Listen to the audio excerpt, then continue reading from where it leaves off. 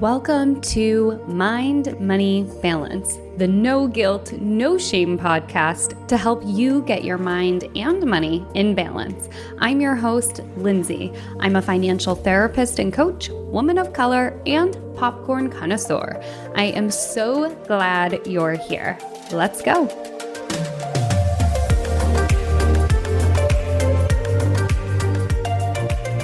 Welcome to season 2 of the Mind, Money, Balance podcast. I am so excited to be bringing you all a brand new season. And in season 2, I want to talk a little bit about how we ended up here and what you can kind of expect moving forward.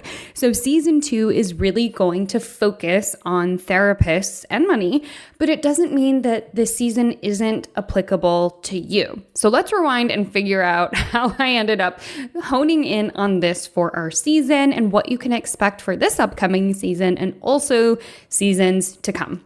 If you've been here, if you know me, you know I act quickly. One of the most common phrases I hear from my partner is, "Slow down, Lindsay," as I trip up the stairs or drop a glass or slam my face in a cabinet.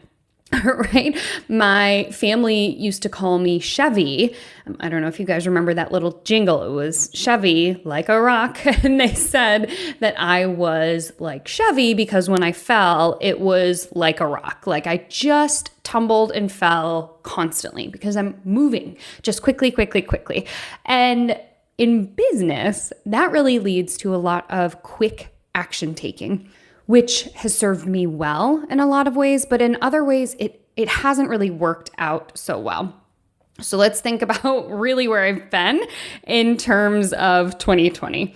I had an itch kind of in the summer to burn things down because I like to move so quickly. And I relaunched my Boundless Couples coaching program in March, April, which was at the start of the pandemic, and a whopping 0 people signed up. Instant panic, instant anxiety, instant self-doubt, and imposter syndrome. I had an urge to delete everything, to burn it all down, to delete my website, to start everything over. And I'm really thankful that I have a group of business women that I have been involved with in a twice a month mastermind since May of 2019. And they were so wise and grounding for me. And they said, "Lindsay, pause, slow down. We've all been here in business where you want to just start everything over." And they said, "You don't have to make any quick changes. Just hang on and see what feels right. Yeah, see what happens, but just pause." Okay. And I had to keep reminding myself of their words. And as I wanted to burn things down, I didn't really know where I was going, right? So I listened to their words. I continued to see financial therapy clients and coaching clients with the bulk of the messaging in my work really focused on couples. And then I started to get these emails and these DMs from other therapists and a few coaches, but a lot of them asking me questions about the how behind my business. How did you grow your business? How did you decide on your hourly fee for therapy? Do you think we can meet for a virtual coffee and you can tell me everything you've learned about running a business? And I kept saying no. I was like, no, that's not what I do. I'm not a business coach. That isn't my lane. And I just, again, kept my blinders on and kept focusing on financial therapy and financial therapy clients. And one of the aforementioned mastermind women, Julie, she had me present in her group coaching program. And her group coaching program is for creative entrepreneurs who really want to find fulfillment and alignment in their business. And so I showed up to do a presentation on the 4 financial archetypes, which you can go back and listen to in a previous podcast episode. And I took them through these 4 different archetypes and I said, here's what it looks like, and here's how it sounds specifically in entrepreneurs. And no surprise, that really is what I love to talk about. And in the blink of an eye, before I knew it, that hour had passed. And it passed easily and effortlessly, and it felt so good. after that presentation, Julie sent me an email and she's so kind, so sweet. She's like, I just want to put a little bug in your ear that maybe this presentation is a hint of something that you could or should be doing. You were just so at ease. It was so powerful to see you really in your element. And she said, maybe your niche is working with entrepreneurs. Maybe there's something there. And I sat with it as hard as it was to get that feedback because, my mind was like, okay, that's what I have to do. Burn it all down, right? This act quickly. And so I sat with it for like a week, maybe 2, actually. Let me give myself a little bit of grace. Maybe I sat with it for 2 weeks. And then I started thinking about who I want to help. And I was like, oh my gosh, it's not business owners. It's not entrepreneurs. It's therapists who are entrepreneurs, right? It's therapists who are private practice owners. So I called another woman in our mastermind, Monica, who you guys have met on this podcast of Hold Space Creative. And she is a former art therapist turned website designer for therapists. And I said, look, I just have this idea of helping therapists rewrite their money stories so they can build out sustainable and profitable practices. And so we brainstormed together, we collaborated, and we came up with this idea of a beautiful 9-week program that walks therapists through the emotional side of money, then through niching, and then through pricing and marketing. And I was like, all right, I've got it. This is my niche. Burn it down. Change everything to helping therapists. And then my inbox and DMs pinged again.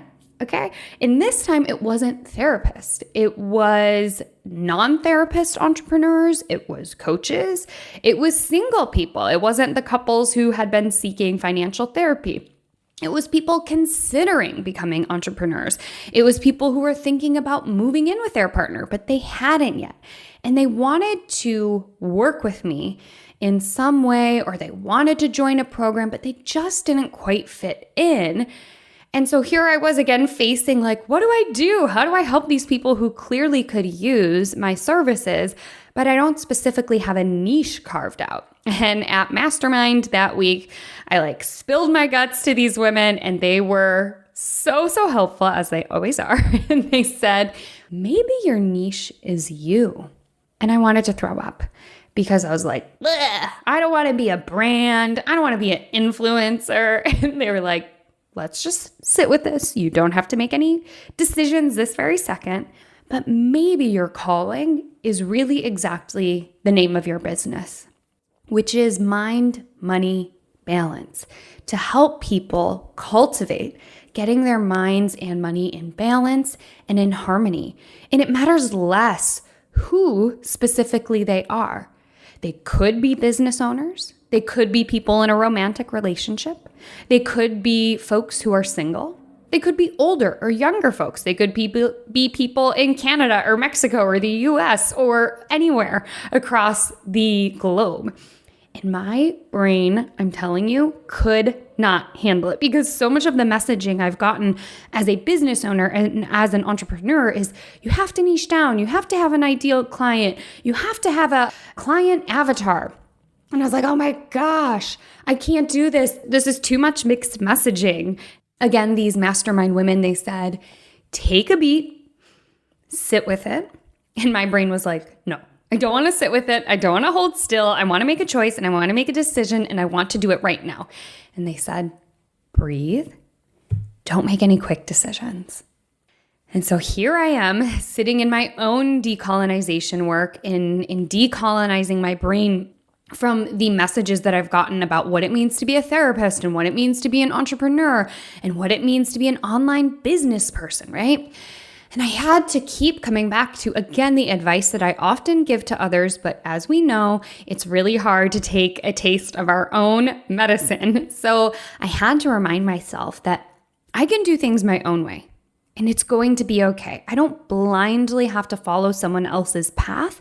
And I can listen to the signals that are coming in and kind of see some of these patterns and really listen to what I need to do with an open mind and an open heart and do what is best for me, which leads me to this podcast.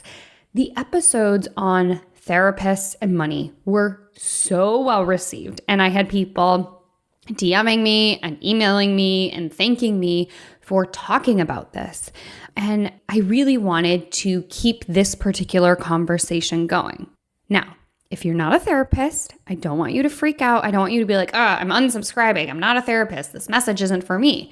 Because I really want to make sure that even when I'm speaking to therapists, we can kind of tease out the lessons or the aha moments that can be applicable regardless of who you are, regardless of what your profession is. And future seasons are going to continue to be themed to really talk about all the things I've been trying to figure out where they fit and where they belong.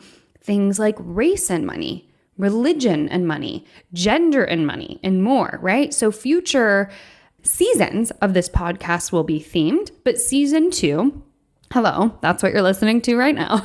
Season 2 is going to focus on therapists and money. Therapists in their relationship to money, what tools worked for them, how they looked at their money story and how it was serving them and helping them, and how they show up in their respective therapeutic spaces.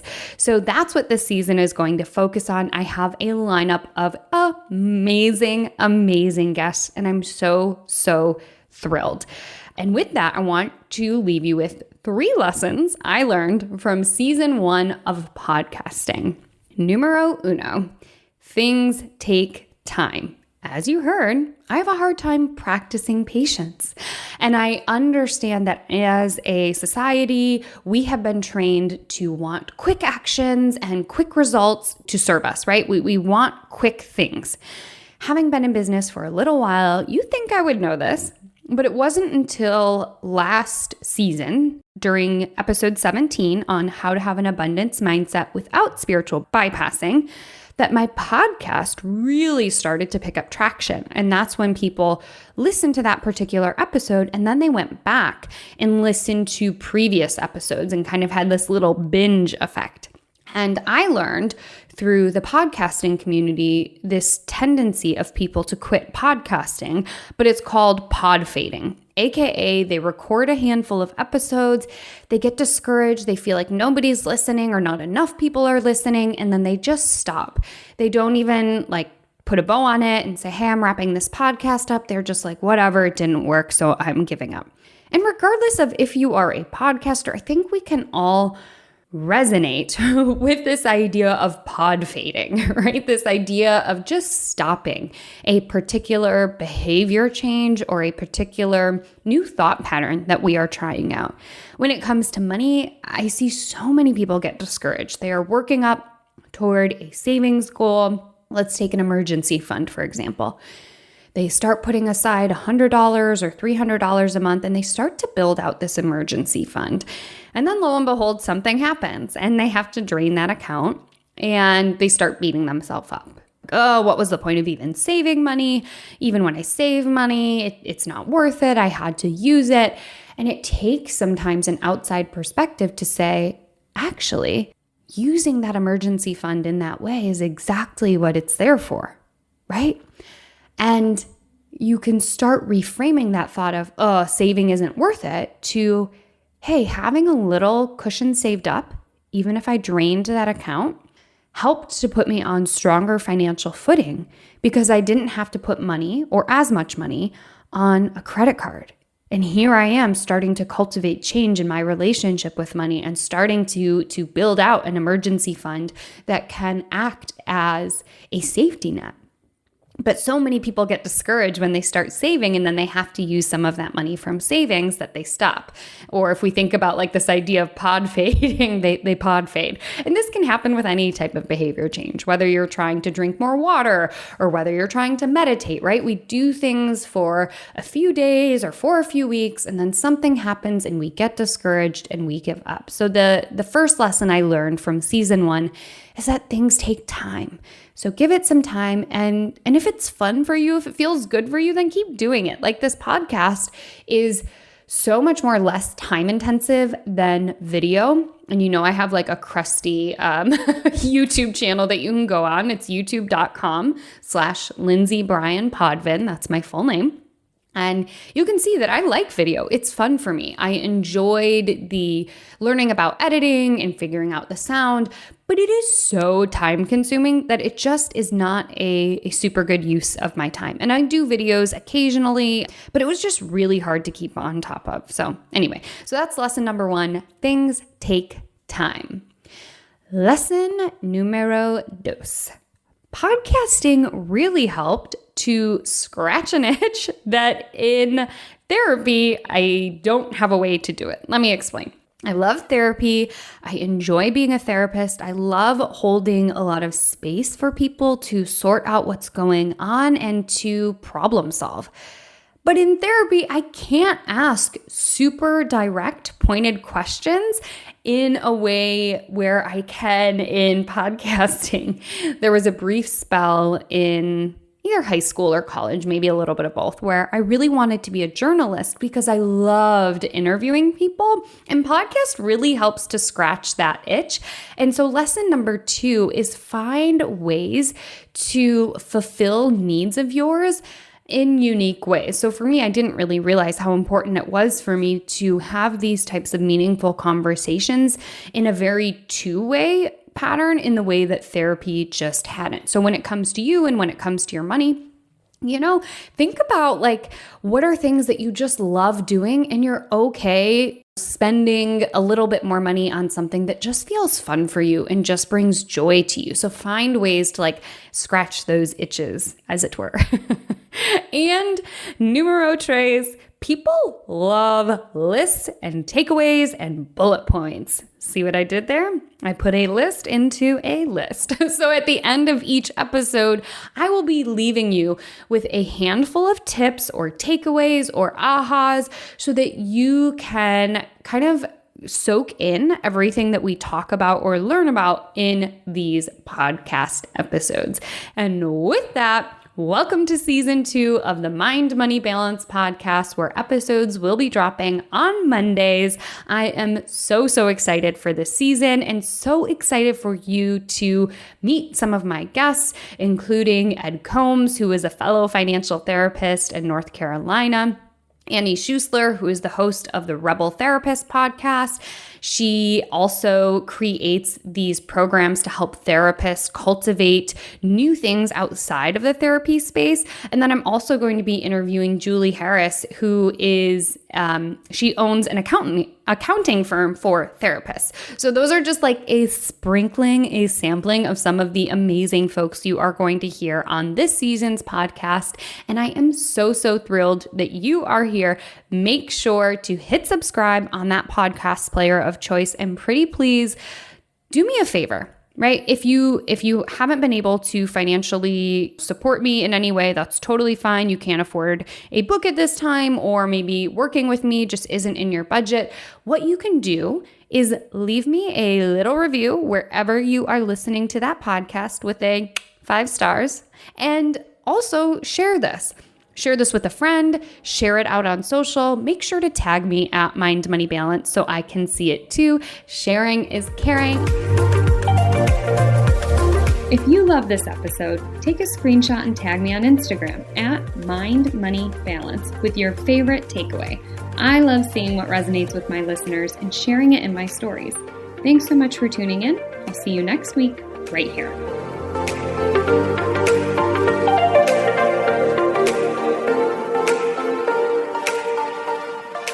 Neither the host or guests are rendering legal, accounting, clinical, medical, or other professional information. If you want professional help, please seek it out.